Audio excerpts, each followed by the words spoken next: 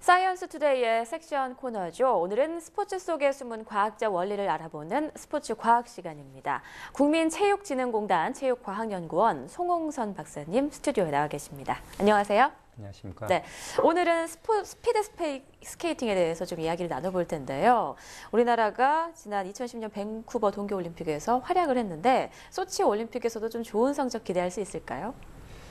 예, 지난 밴쿠버 올림픽에서는 저희들이 이제 금메달을 3개, 그다음에 네. 은메달 2개를 스피드 스케이팅에서 저희들을 역대 올림픽에서 신화에 가까운 성적을 냈는데요. 예, 물론 기대를 해봅니다. 네. 근데 이제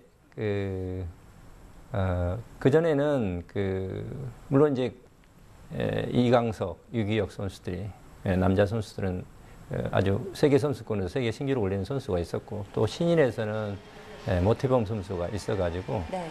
또 내부 경쟁에서 굉장히 강했기 때문에 남자 스피드 스케이팅에서는 금메달을 딸 수 있었고요. 네. 또 여자에서는 남자 선수들하고 거의 같이 훈련을 하는 이상한 선수가 있어서 네. 그런 성적을 낼 수 있었습니다. 그래서 지금은 특히 이상화 선수가 지난번 세계 선수권을 또 세계 신기록을 냈기 때문에 이번 소치에서도 당연히 금메달을 획득할 것이라고 보고 있고요. 단지 좀 우려스러운 게 네. 새로운 신인 선수들이 좀 없다는 거. 또 한편은 또 아직까지도 그 기량이 좋은 선수들이 기존의 선수들이 남아있다는 것. 이런 것들을 비교해 보실 때 좀 기대를 해봐야 하지 않을까라고 생각합니다. 네, 무엇보다 이상화 선수의 활약을 또 기대해 보게 되네요. 네.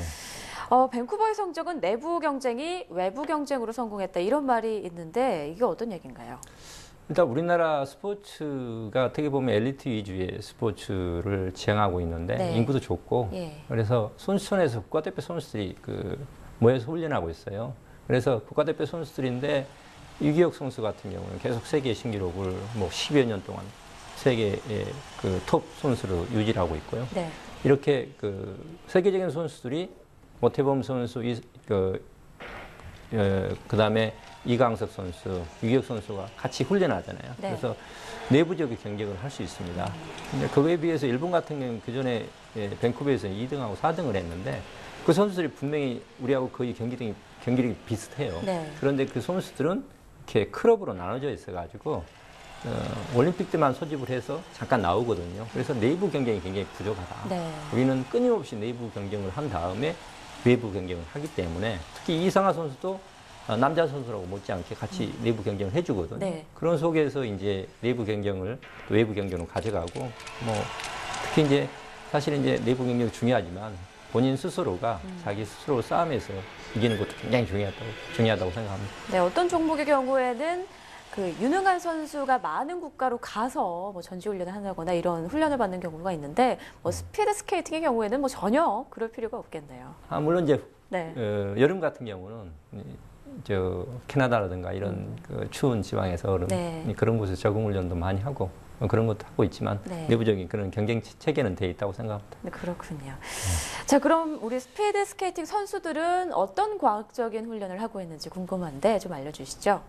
일단 제가 옆에서 쭉 살펴본 경우 좀 특이한 게 좀 많이 있습니다. 네. 특히 이제 물론 스피드 스케이팅하고 비슷한 여러 가지 지상에서 그런 훈련도 특이적인 훈련도 하고 있어요. 그런데 이제 다른 종목에서 아주 좋은 특징들을 스피드 스케이팅으로 가져온 네. 그런 사례가 굉장히 많이 있어요. 어떤 게 있을까요? 특히 이제 스타트에서는 역도라든가 육상, 네. 역도 같은 경우는 아주 장미란 선수가 스네치라든가 파워 클린, 인상 용상하는 그런 동작들은 자기 중심을 타면서 폭발적인 힘을 발휘할 수 있어요. 네. 그래서 그거는 순간적인 힘, 한 5m까지는 강한 힘을 발휘할 수 있는 그런 데 도움이 되고 또 이제 육상에서는 육상 스타트 자세는 중심을 이동하는데 짧은 순간에 순발력 발휘할 수 있는 그런 훈련들을 도입을 했고요. 네.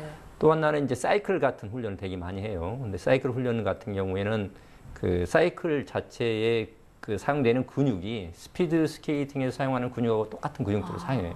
그러고 나서 또 도로에서 굉장히 위험하기 때문에 우리는 그라운드 한 400m 트럭을 타이어 15kg에다가 20kg를 매달고 네. 훈련하는데 이게 다리에 굉장히 젖산이 피로 물질이 쌓이면서도 그걸 참고 할 수 있는 그런 훈련이 사이클 훈련으로 또 되기도 하고요. 네. 그다음에 특히 이제 비슷한 종목이지만 소프트텍 같은 경우는 굉장히 코너웍이 스피드 스케이팅보다는 굉장히 많이 발달한 종목이죠. 특히 네. 우리나라 강세에 있고요. 그래서 그런 때로는 그 소프트트랙에서 코너웍을 연습하는 그 훈련들을 그 스피드 스케이팅에서도 도입해서 직선 코스뿐만 아니고 곡선 코스에서도 다른 나라보다도 잘할 수 있는 그런 특징을 가지고 있다고 할 수 있겠습니다. 네.